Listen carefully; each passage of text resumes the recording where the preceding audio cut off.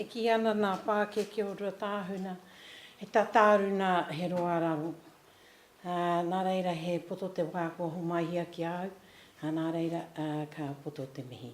Tēnā koutou, tēnā koutou, tēnā tātou katoa. The old people of Ruatahuna have a very cryptic way of saying if you muck around, you'll miss the boat. And so I'm going to leave my introductions really brief.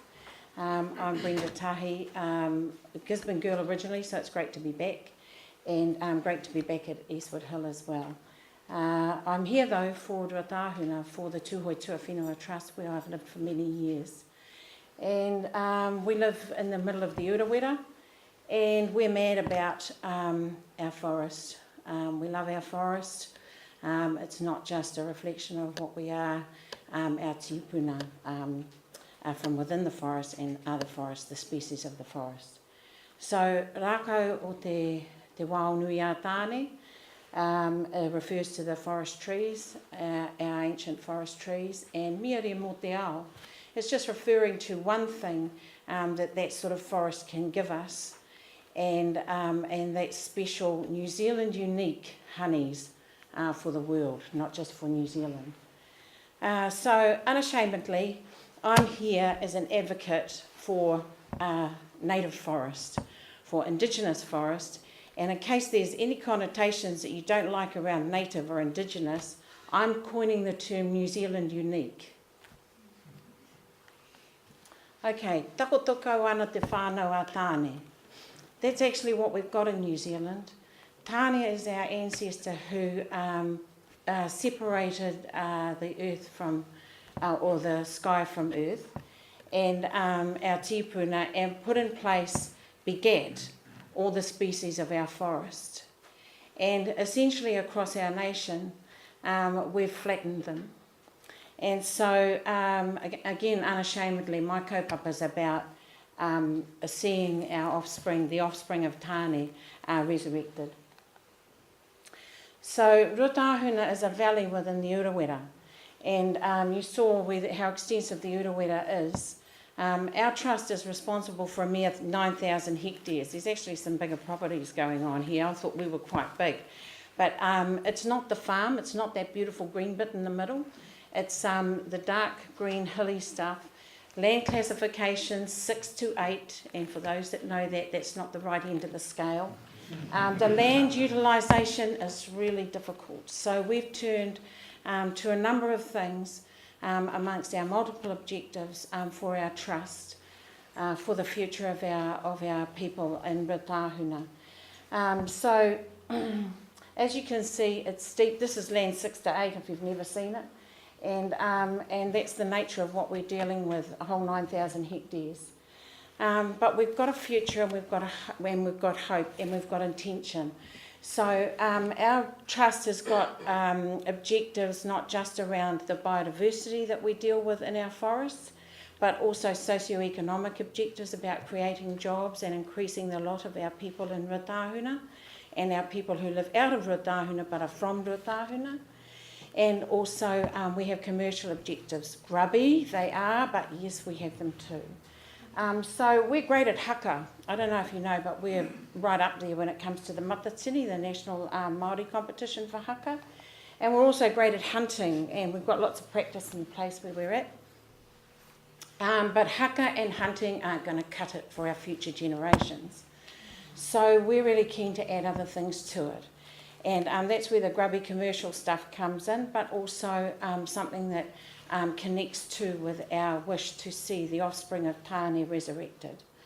And so we've turned from haka and hunting now to honey. And with honey goes obviously the beekeeping, and we've developed our own to do it with difficulty. This might sound like we're pretty good at what we do. We're actually just big triers. So I'm really in the wrong company, you know, because everybody else that's talked today has actually done it, and they're right up there. But we're at the beginning, and we're working hard to keep control of what we do. We're doing it at our pace, and we're taking our people with us, and developing our own rather than just looking at the grubby commercial. Okay, so why honey and beekeeping? We love honey. It's great for our health, and with the honeys that we produce in Ruatahuna, it's great for taste. I'm not sure I can say that for all New Zealand honeys, or honeys produced everywhere in New Zealand, but certainly what we produce we love. It's a reflection of our ngahere, of our forests. So it's a real taonga from our forests. And we started in this kaupapa not so much on trees for bees, but bees for trees. So we actually saw the feral beehives in our throughout the Urawera. We're actually supplementing the regeneration or the enhancement of the conservation, or slowing the degradation of our forests. Every native forest in New Zealand is degrading. Every one. And ours is no different. So we saw that bees had a real role, a real function in actually helping to slow that decline. We talked about some of the species that are bird or bat pollinated, and bees can help with some of that. The honeybee, though we lost, our feral hives were lost throughout the Urawera with the advent of varroa, and so we decided we would go to the managing of hives, but yes, alongside it was also the commercial imperatives. It actually fits with our tradition of forest honey gathering. This is something that our people did since the honeybee got into the Urawera, probably in the middle of the 1800s, maybe 1850 or thereabouts. And yes, it has got the potential, although it's not manuka, we're only dealing with the other species, to support the commercial intentions of our trust. Why trees for bees? Why are we here?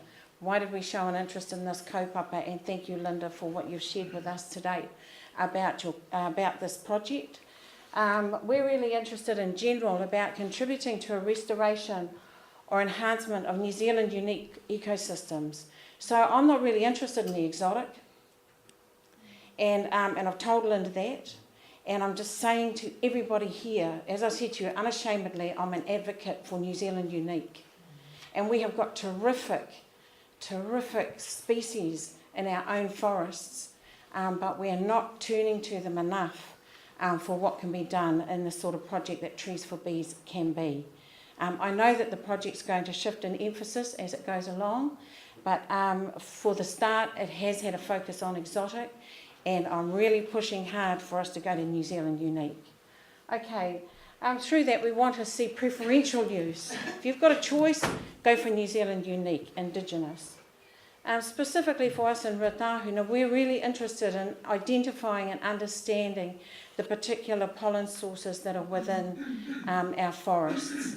And out of that, to use those particular bee plants for enhancement plantings along in our farm area, and also in the areas of our steeper lands. We have worked on a pollen calendar with some advice from Linda, but we had also been thinking about this for some time, because we have an objective around everything that we do to gain a profound understanding. So we gain that from both our mātauranga as well as gathering what we can from scientific research.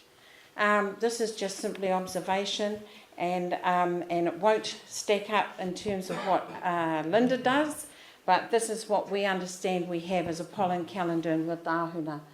I can't give you the botanical.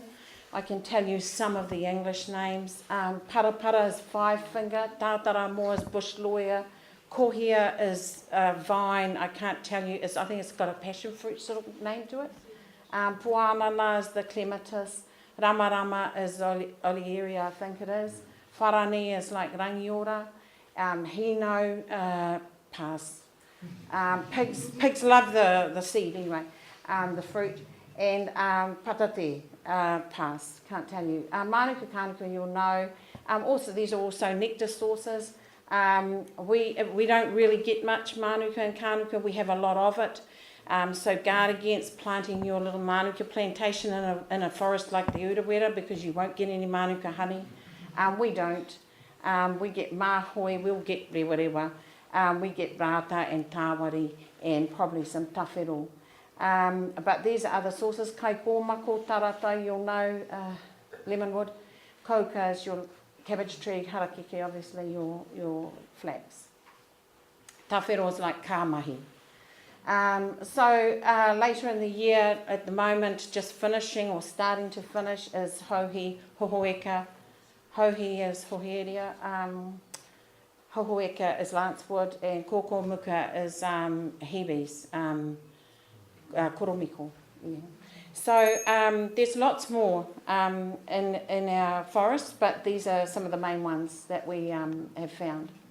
So why not more Indigenous? Perhaps you can ask the question. I know I'm talking to the converted, many of you here, but you know, perhaps the Antipodean landscape hasn't been appreciated as much as the European. Limiting perspectives mean that we focus on single purpose or short time frames. Some things are cheap and easy to grow, and maybe that's what we grab. And research and advice pointers are often putting us into the world of exotic rather than sticking with our New Zealand unique. Putting Indigenous to the fore, we can create a certain landscape that's New Zealand unique. It fits with our climate and soils. It fits with our biodiversity.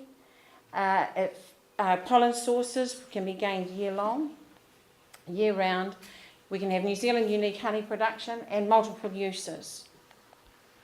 So recommendations I'm promoting, and hope that Trees for Bees can take a chapter that moves in this direction to better understand and to value New Zealand unique bee plants, to take a long-term future generational view. Hard to do for some landowners, but hopefully this will become more prevalent. To care about New Zealand ecosystems, not to see them as a nuisance, or and to appreciate that they are in a spiral of decline, and to contribute as much as we can re-establishing te whānau tāne.